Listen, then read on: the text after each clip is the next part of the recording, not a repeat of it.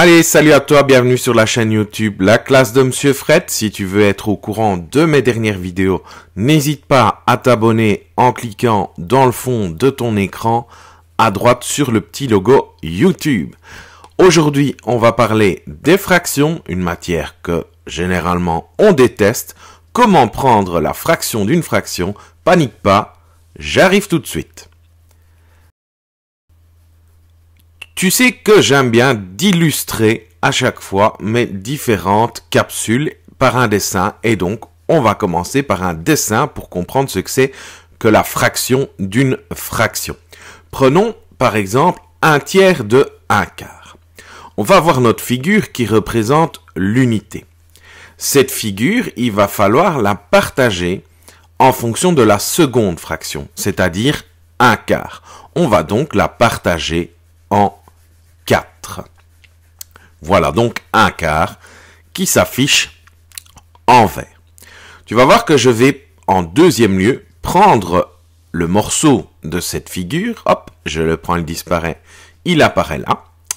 Et ensuite, je vais devoir partager ce morceau en fonction de la première fraction. C'est-à-dire que je vais devoir le partager en 3. Tu vas voir, les morceaux vont s'afficher en bleu. Un morceau, 2 morceaux et 3 morceaux. En conclusion, un morceau bleu, c'est 1/3 de 1/4. Et après, pour vérifier combien de fois le morceau obtenu se reporte dans la forme de départ. Donc, on a 1/3 de 1/4 qui est en bleu. On va voir combien de fois je sais le mettre dans ma forme rouge. On sait le mettre une fois, 2 fois, 3 fois, 4 fois, 5 fois, 6 fois, 7 fois, 8 fois, 9 fois, 10 fois, 11 fois et 12 fois. Et donc le rapport de cette figure bleue par rapport à l'unité, eh bien je te remets mon quart qui est là et 1/3 de 1/4 que voici. Et donc le rapport de ma figure bleue par rapport à l'unité, eh bien c'est 1/12e. On va donc visualiser ça dans un autre exemple. Prenons 1/3 de 1/2. Je vais travailler avec mon horloge et on va faire apparaître dans cette horloge la deuxième fraction, c'est-à-dire 1/2. Et ce demi, je vais le partager en 3 parts. Voici 1/3 de 1/2, 2/3 de 1/2 et enfin 3/3 de 1/2. On va voir maintenant quel est le rapport du morceau jaune par rapport à l'unité. Voici donc mes différents morceaux jaunes qui vont s'afficher. Pour recouvrir totalement mon horloge, tu vois que il me faut 6 morceaux jaunes pour pouvoir recouvrir mon unité. Et donc, un morceau jaune vaut 1/6e. En conclusion, 1/3 de 1/2, c'est égal à 1/6e. Alors, je vais te donner un petit truc rapide. C'est ce que j'explique à mes élèves bien souvent. Prenons 2/5 de 1/10.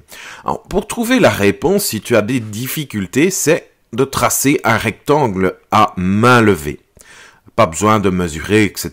Ça n'a aucun intérêt. Ce rectangle, tu vas en faire 10 morceaux, puisque la deuxième fraction, c'est 1/10. Ensuite, tu vas colorier 1/10 dans une même couleur. Tu vas ensuite partager dans l'autre sens sur le sens de la longueur en 5, puisque ma fraction, c'est le 5e. Tu vois ici, ça apparaît en vert. Et tu vas colorier dans ce que tu as déjà colorié, c'est-à-dire sur le 10e, tu vas colorier 2 morceaux en vert. Voici donc les 2 morceaux qui sont coloriés. Si tu observes maintenant tes 2 morceaux qui sont de couleur rouge et de couleur verte, puisque ton vert s'est superposé au rouge, tu vois que par rapport à l'ensemble de ton dessin, il s'agit de 2 morceaux sur les 50 du dessin, c'est-à-dire la fraction 2 cinquantième. Tu as cette fraction que tu peux simplifier, tu peux diviser par 2 ton numérateur et ton dénominateur, ce qui te donne un 25e. À ce sujet, il y a déjà une vidéo sur ma chaîne qui parle des simplifications de fractions et surtout comment rendre une fraction irréductible. Une petite remarque, si tu partages un morceau qui provient déjà d'un partage, le morceau que tu obtiendras, eh bien, il sera encore plus petit par rapport à l'unité. Alors, concrètement, qu'est-ce que ça dit? Pour trouver la fraction d'une fraction, prenons 3/4 de 1/9. La première chose à faire, c'est de multiplier les numérateurs entre eux. 3 fois 1, ça me donne 3. Ensuite, en deuxième lieu, on va multiplier les dénominateurs entre eux, c'est-à-dire 4 fois 9, c'est égal à 36. On a donc cette fraction qui est 3/36e. Je te demande à chaque fois de vérifier si on sait simplifier. Donc, on simplifie si nécessaire, si c'est marqué dans la consigne de l'exercice.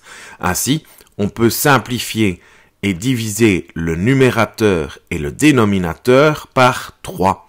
Si je divise 3 par 3, ça fait 1. Si je divise 36 par 3, ça fait 12. La réponse est donc 1/12e. Voilà, cette petite vidéo est à présent terminée. Je te dis un tout grand merci. N'hésite pas à liker, ça fait toujours plaisir. Et surtout, partage. À bientôt. Ciao, ciao.